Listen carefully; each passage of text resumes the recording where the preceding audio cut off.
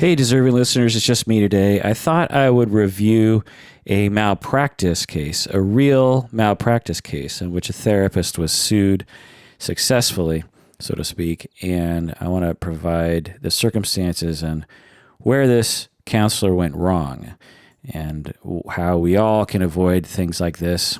And for those of you who are not therapists, you can have some good old-fashioned schadenfreude as you listen to the suffering of another human being, and it just makes you feel good inside.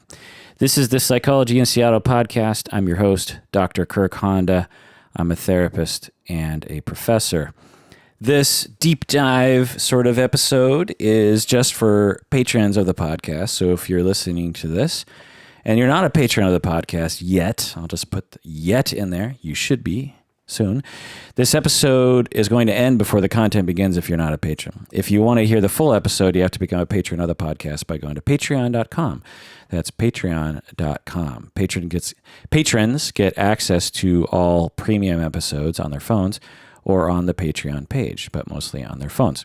When you become a patron, I'll send you the access information, and know that a portion of your monthly pledge goes towards various charities that we support.